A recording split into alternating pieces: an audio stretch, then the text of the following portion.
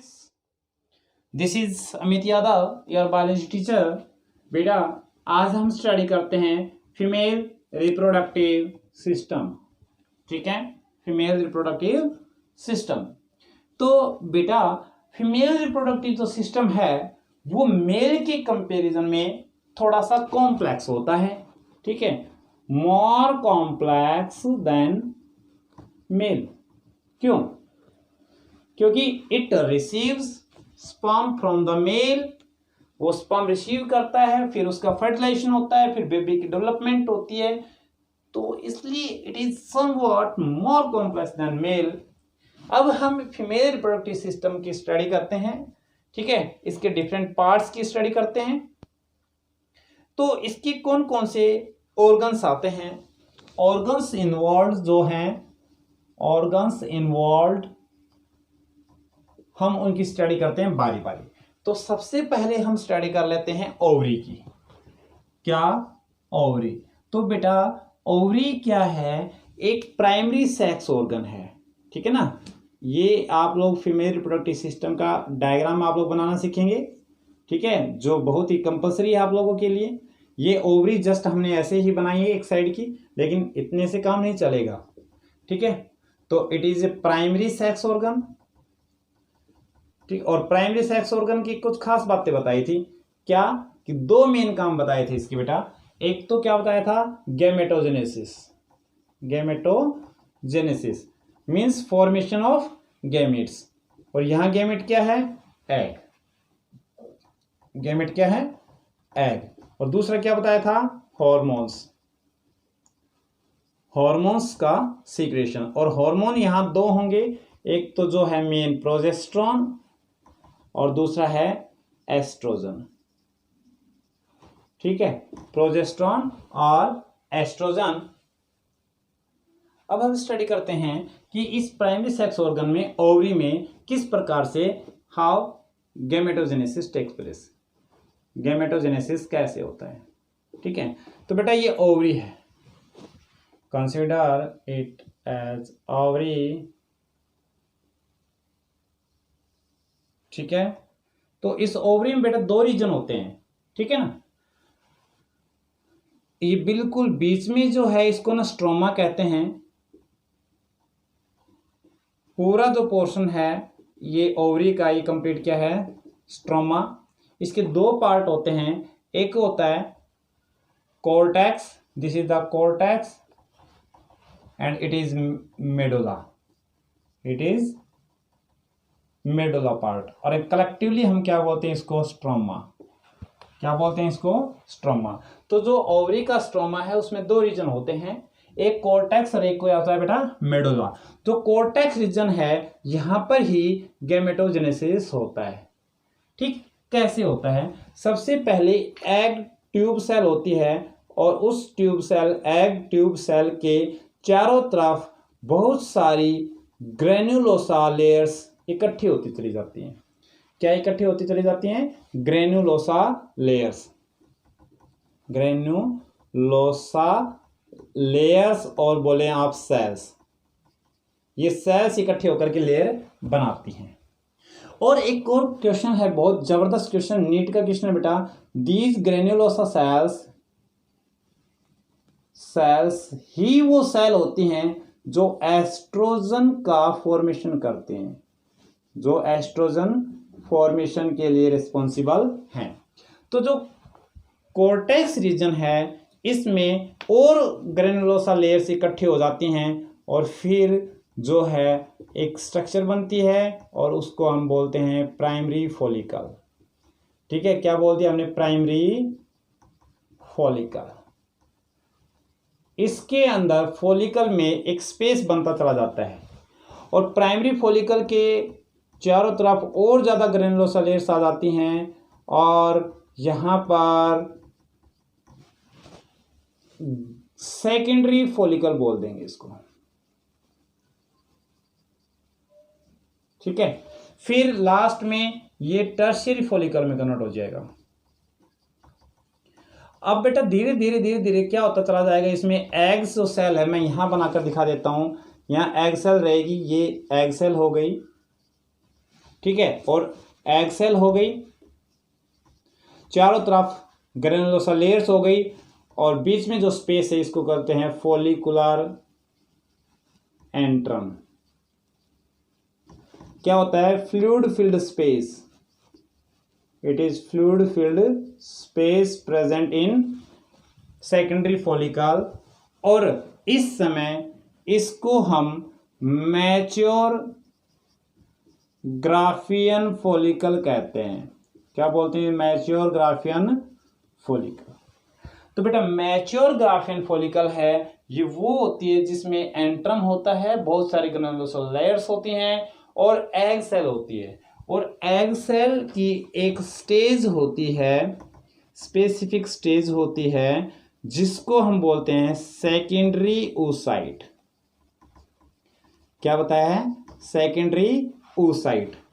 उस स्टेज पर, secondary oocyte stage पर क्या होता है कि जो ये मैच्योर ग्राफियन फॉलिकल है ये रप्चर हो जाएगी, और एग सेल है वो बाहर आ जाएगी। ठीक है, तो ये कौन सी है? Secondary oocyte। तो हम यहां एक क्वेश्चन लिख देंगे, release of secondary oocyte is called ovulation. Point clear? तो इस प्रकार से हमने बताया कि ओवरी के अंदर ओवा की फॉर्मेशन कैसे होती है एग की, और ओव्यूलेशन कैसे होता है। ठीक।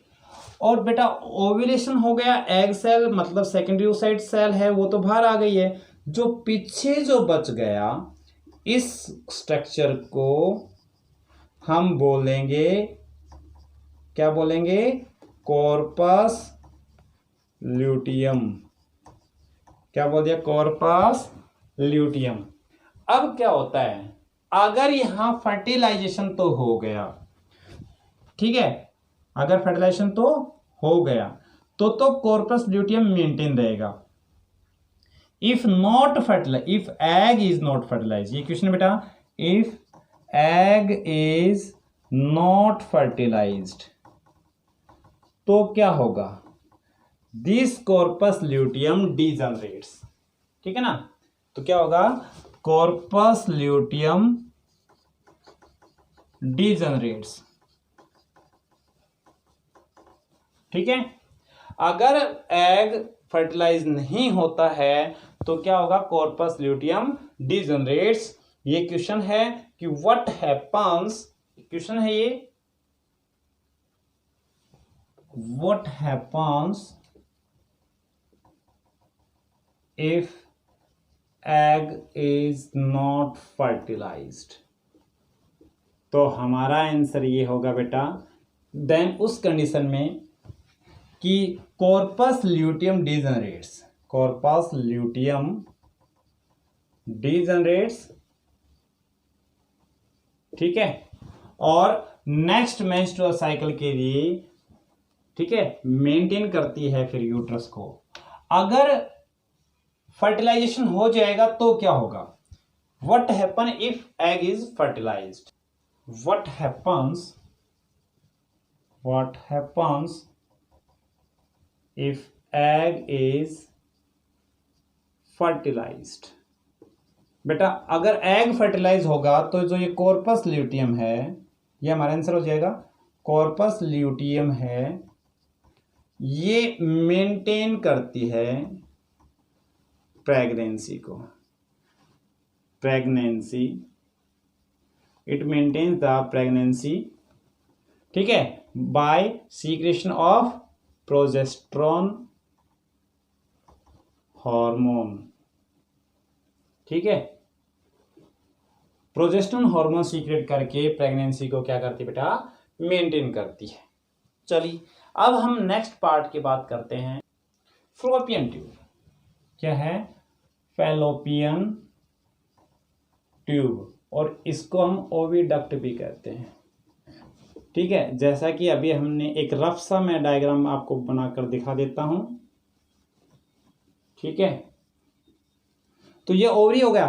तो फिर ये जो पार्ट है इसको क्या कहते हैं? ओविडक्ट और फैलोपियन ट्यूब। इसके डिफरेंट रीजन्स होते हैं, ठीक है। ये पार्ट है, इसको बोलते हैं इनफंडिबुलम। जो इनफंडिबुलम उसकी खास बात क्या है, इसमें होती है फिम्ब्राई, और इसमें ना पोर्स होते हैं जिनको कहते हैं ओस्टिया।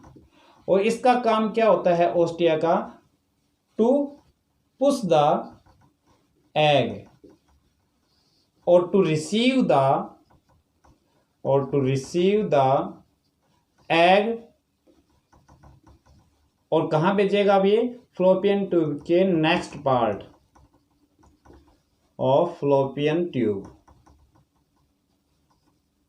Point clear. तो ये था फ्लोपियन ट्यूब का फर्स्ट पार्ट। दूसरा जो पार्ट आता है वो आता है एम्पुला, ठीक है।